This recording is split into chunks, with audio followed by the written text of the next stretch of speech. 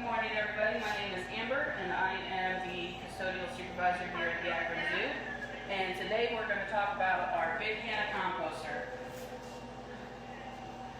Every day, our team goes around in our vehicles and collects trash. And part of that trash is our animal waste. And they will come in, and we have a large scale right here.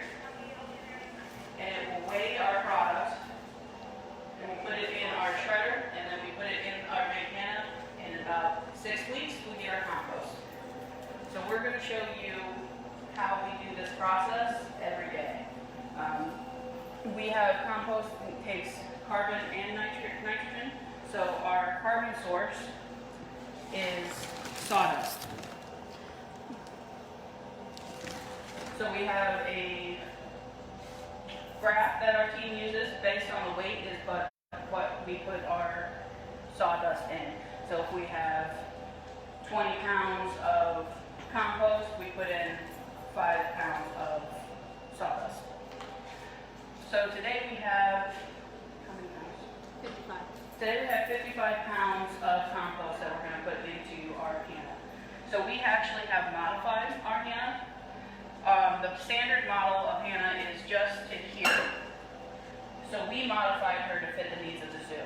So we have an auger and a shredder because we have big animal bones, like from our carnivores, that will go through Hanna, and they can't feed through here. So we have to shred them up first. So we got this big shredder, and it'll come up through the auger, and then we'll put it into Hanna, and then we'll see it again in 6 weeks. But much more broken down. So what we do is we have a control panel on Hanna.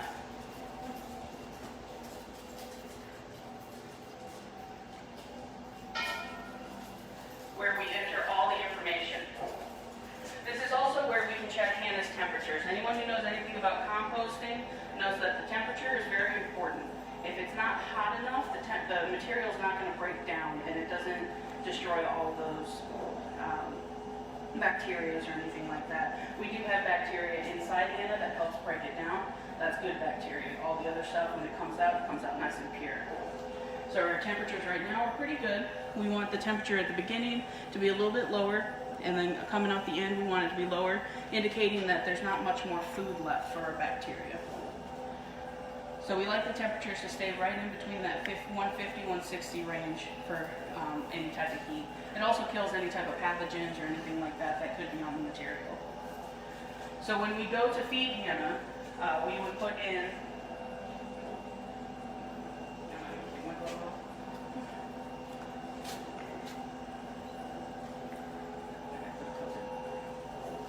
Just kidding. Secret. So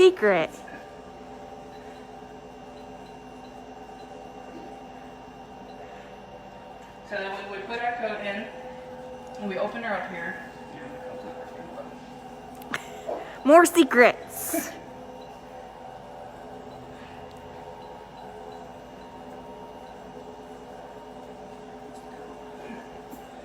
One minute, technical difficulties.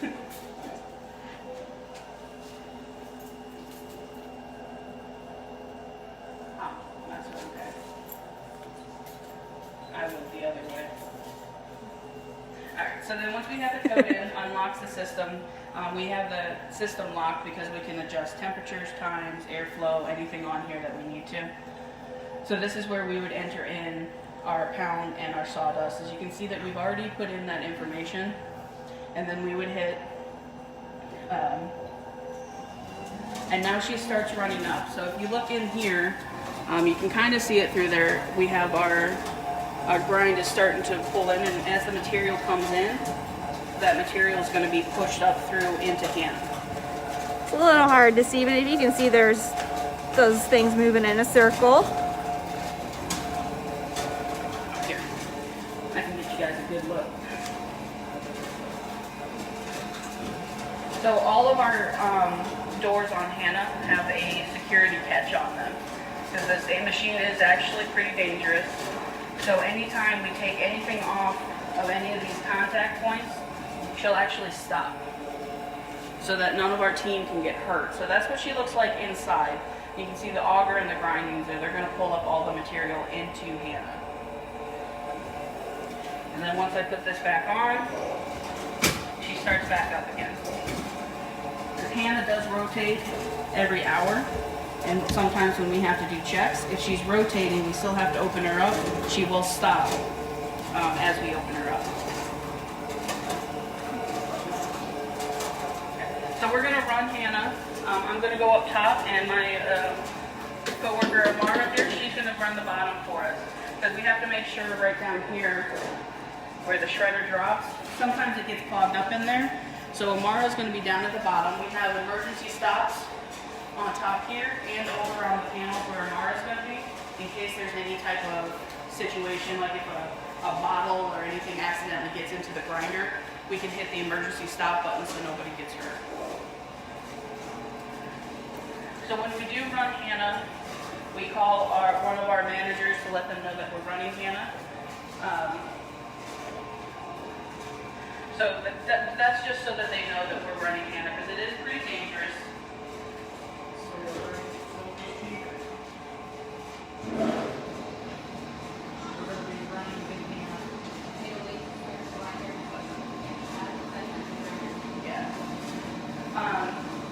So we use a PVC pipe, and the reason that we use this pipe is because if it gets caught in our shredder, it's going to start to break apart, and our team can let it go easily so that they don't get pulled into the shredder with it. So we have all kinds of safety catches with our machine. These red marks here let our team know where the shredder teeth are. So we're going to turn on the shredder right now. This is what we have in here today. We have a little bit of watermelon, some straw, and some looks like a little bit of carnivore waste in there too. So we're going to turn it on here in a minute. And then we just push it in.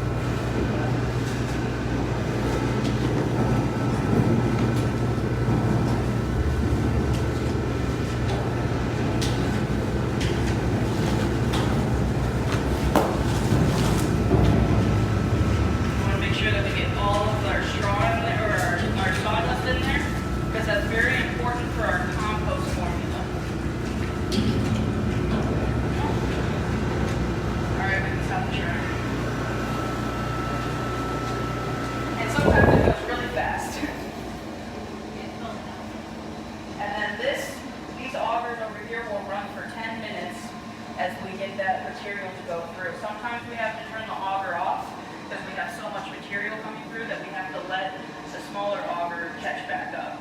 So we do need 2 people here all the time just to make sure that it's not getting backed up and nobody's getting hurt. And then once we're done with the shredder, we'll call our facilities chief and let them know that we are done running Hanna.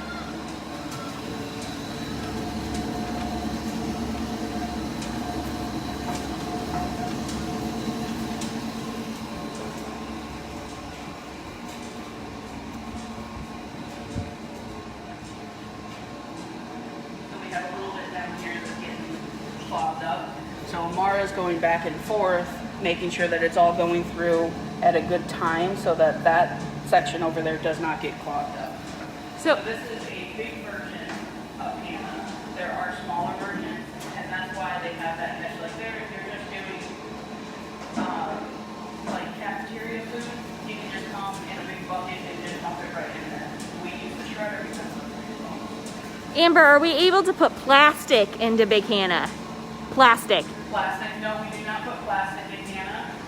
There are times when plastic does get through Hanna, and it does come out at the end, basically how it went in. It just looks a little bit lighter, essentially. The heat takes all that pigment off. Sometimes our gloves get through, and sometimes we put in an entire PVC pipe, but it does come out through the other end, and we try to pull it out of our compost. What is the difference between composting and recycling? Composting is using materials that have organic materials like yard waste, animal waste, and putting it back into a system. So we'll compost it all down. Follow me over here. I can actually show you some of our compost. And we reuse it. So you can put it back into the earth, whereas recycling, you're taking materials that cannot be put back into the earth, like plastic bottles, silverware, or plastic utensils, stuff like that, and taking it to a place where they can break that down to reuse it for something else. So this is the compost that's coming out. So all of what you saw that went in is going to come out and look like this. And then this is, once this gets full, we go take it to a pile where then our horticulturists will use it in the park. And then here is some contamination. This looks like a glove. So we will take this out where we can, and we will put it in our recycling. Every now and then our compostable silverware from the cafe will come out. It doesn't fully compost in the 6 weeks, but it's safe to leave in because it will break down eventually. So all of the paper products that we use in our cafe is compostable. Yes, everything that comes out of our cafe can go into our compost. And in the park, we do have our 3 bins set up where we have recycling, compost, and trash fill. So anything that's organic can go into compost. Anything that's plastic or anything like that can go into recycling, and then everything else goes into our trash. And then we take it to our landfill. So now that we've done the feeding, we do have to, if you probably noticed that we have 3 doors here on Hanna. This allows us to see inside of Hanna. Now we're going to give it a minute for her to finish rotating, because she has ports on the 1st and 3rd door where we can check inside and make sure the process. Once she's done spinning, we can check those ports. So what part of the parks do we use the compost? Mostly where we're using our compost is in the garden areas or in our garden beds. So our horticulturists will determine, they take samples of their soil and look for pH levels and things like that, because our compost, being a animal carnivore waste compost, has a higher pH level. So our team knows how to mix that compost to make sure it goes into the ground so it doesn't kind of burn plants. Because if you put too high of a pH level on some plants that have a lower pH level, you can hurt them. But our horticulturists know exactly how to use it. Is it stinky? It is not. The compost is not stinky. When it first goes in, it does have a smell because it is animal waste. But as it goes through the process, it comes out as basically dirt.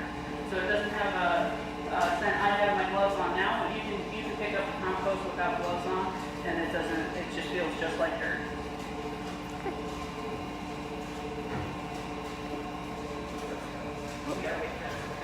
Oh, what if the pH is too high? With our compost, our pH level is going to be pretty much how it is. We can do a few things where we can adjust what we're putting in with our sawdust, or we can try to change our airflow or stuff like that to try to get that pH level lower. But with it being a carnivore waste, our pH level is almost always going to be high. After we let the compost mature in our piles, it does drop a little bit because some of the organics from the ground come up in it.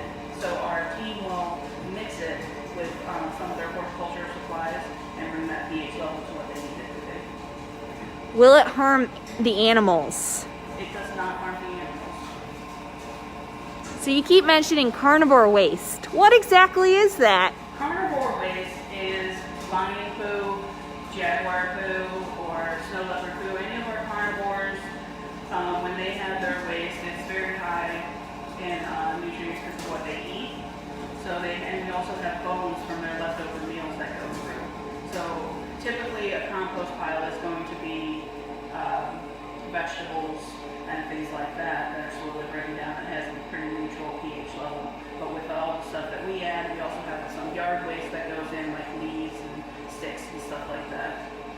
Did you know there's biodegradable plastic silverware made from avocado pits? I didn't, but that's pretty cool. Oh. Speaking of biodegradable, when our keepers are collecting all of the carnivore waste, they actually put them in biodegradable bags that we actually put directly into Hanna, so that nobody has to actually handle any food. And just so you know, Laura, we do use compostable silverware in our cafe. So all of our silverware that we use is not plastic, it is compostable. Even our cups are compostable. Sounds like she stopped. Let me get my key. When we open up Hanna, she does have certain gases and things that can be damaging to the body, so I have to put on a mask and my goggles, and I do have a headlight that I put on in there. So if you give me just a minute, I'm going to put my PPE on. And Laura's already ready for me. Some of our sawdust that went in there.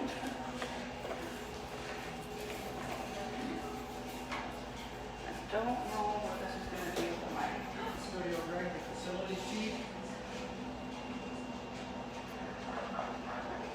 Big Hanna is fed. Always make radio calls for safety so somebody knows that we are feeding Big Hanna, and then when we are all done.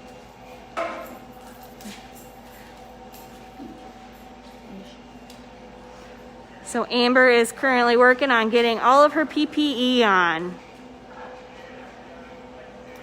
And this is PPE that we use no matter what. So even without a pandemic, we are always putting this PPE on when working with Big Hanna. And I'm going to try to talk real hard through this because I know it's going to be a little bit muffled. So what I'm doing when I check these ports is there are 2 airflow filters through Hanna.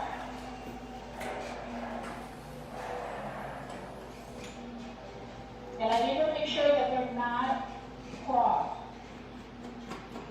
Sometimes we can tell if there's an issue with the airflow just based on the temperature. So if the temperature's real high up front, it's probably because that airflow is clogged up.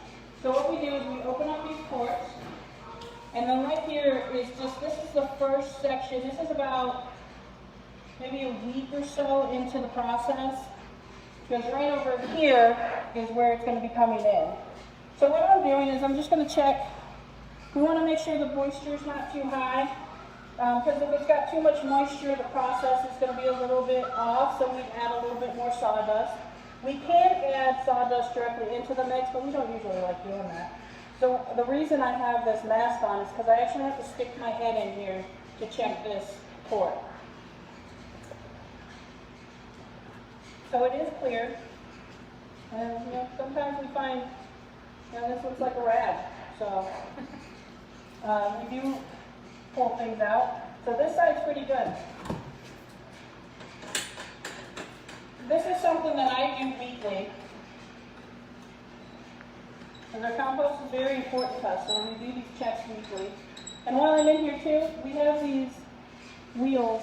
I just make sure that these are still good to go, so because we don't want this to fall off of its axle.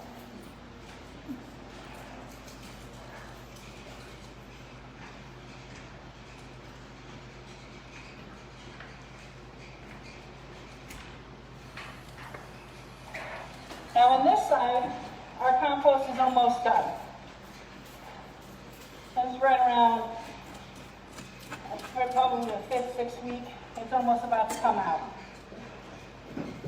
So there's usually some compost on the back of these ports that drops off. So you can see that this stuff is a lot more broken down and a bit drier as it comes out. So same thing, there's a port in here that I got to stick my head in here. So she's all good in there.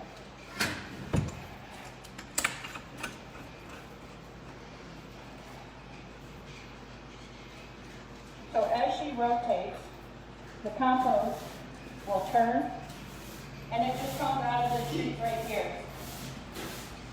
So there's no type of mechanical piece or anything in there that actually forces the compost out. It's just the quantity of compost inside the cylinder pushes out when it's done.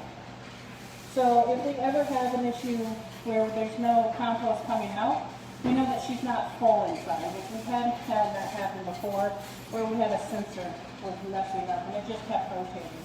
So there's a lot of things that go into Hanna, but the outboard product is worth all of the work that we put into it. So I'm going to close up these ports and get out of my PPE.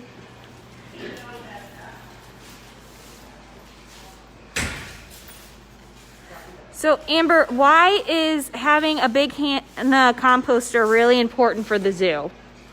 Having a Hanna composter helps our mission of our green practices, where we had an issue where we saw that we had all of this material coming out of the zoo, and we had the ability to compost it, but we needed to figure out what to do about it. So we have all of this material coming off, and instead of sending it off to landfills or anything like that where it can harm the environment with the gases, now we have our big Hanna where we're putting all of this, everything that comes out of the zoo, back into the zoo. And Hanna itself contains all those gases, and it's not getting into the atmosphere. And we have a nice, clean, renewable source. Okay.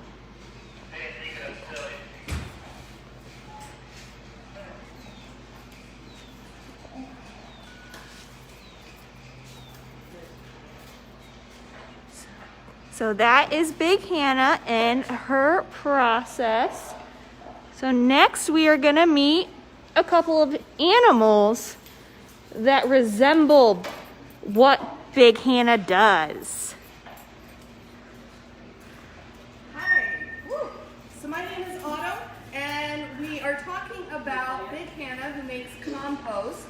And this is a decomposer. So this is a really important animal. This is a giant African millipede. And believe it or not, they can get a little bit bigger than this. They can get to be probably about as big around as my thumb and up to about a foot in length. So they can get pretty long. These guys are incredibly important to the environment in that they eat a lot of the vegetation that falls to the forest floor. Now they'll eat this stuff, and as it passes through their body, it comes out in the form of poop. But that poop is really important. It goes in and it adds nutrients to the soil, so they are really important for breaking down large organic material, primarily plants, and returning that sort of energy and nutrients back to the soil. So they're incredibly important for that. Now this is a millipede. They are a little bit different than a centipede. You can see that this animal has body segments. I'll bring him into the sun. It might be easier to see him that way. And you'll notice that these segments down his body, he will actually have 2 sets of legs for each body segment, or 4 legs total. You can kind of see they kind of move in a wave pattern. And they will molt this exoskeleton as they grow, as they continue to grow.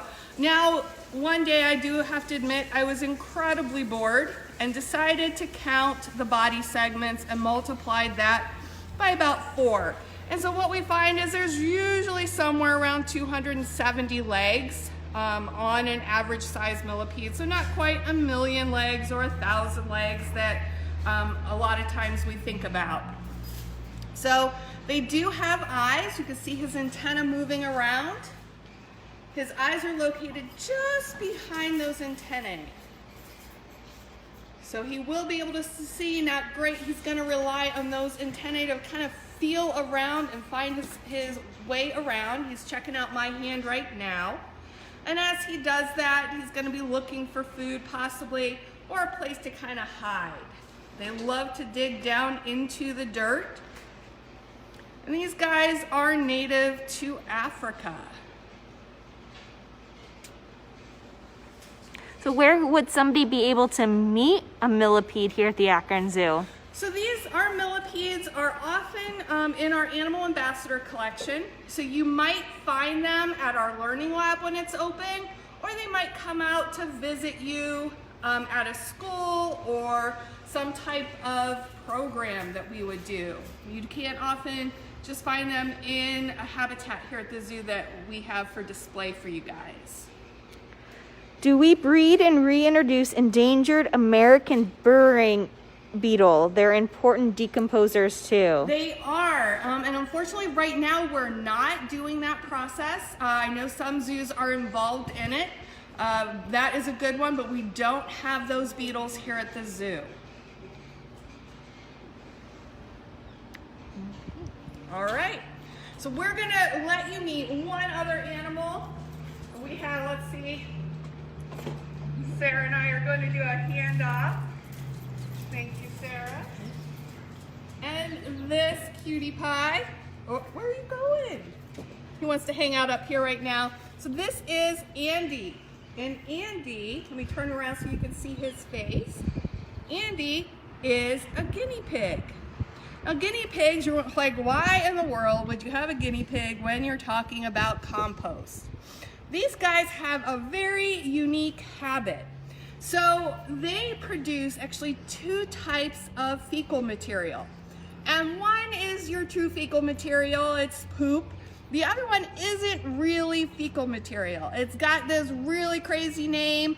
It is, I can't even pronounce it, but it's a certain type of poop is the best way to think of it that is produced. It's very different than his other poop, but that is designed to actually be eaten again. It is softer than the regular fecal material. It may be a little slimier, but it's important that they eat that a second time. It's called caprophagy, and several animals will do that. So babies will eat their mom's poop, that type of poop, and it is important in getting those important bacteria into their gut. So we talked about Big Hanna, and Big Hanna has to have a certain balance of bacteria inside of her to process all of that organic material. And Andy here needs certain bacteria in his body to help him digest the foods that he eats. He eats primarily vegetation, and so when he eats that certain type of poop, the bacteria stays in his gut that helps him process that.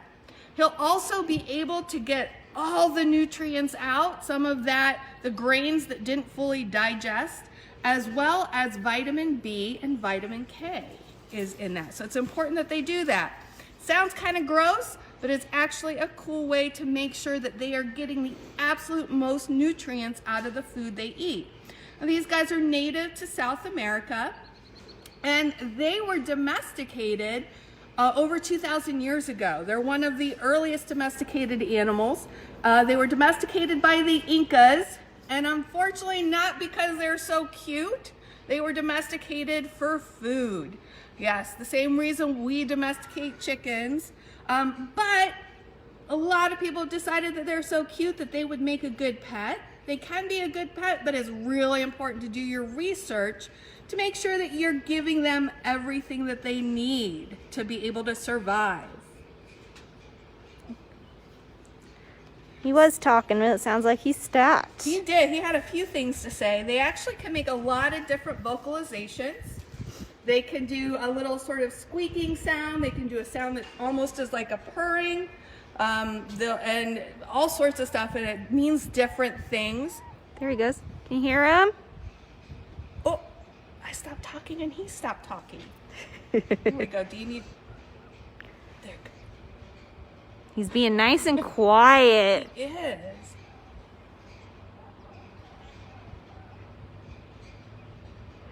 There we go. Got a little bit of him to talk. So if guinea pigs does not eat the special poop, do they get sick? They can. They can actually suffer from malnutrition, and they're not going to get all of the important vitamins that they're going to need. So it is important that if you do have a pet guinea pig, they will often eat it directly from the source. Trying not to be too gross here on a Tuesday morning. And if you see that, if you have a pet guinea pig and you see that, just let them do their thing. It is important for their nutrition. He's really chatting. He is.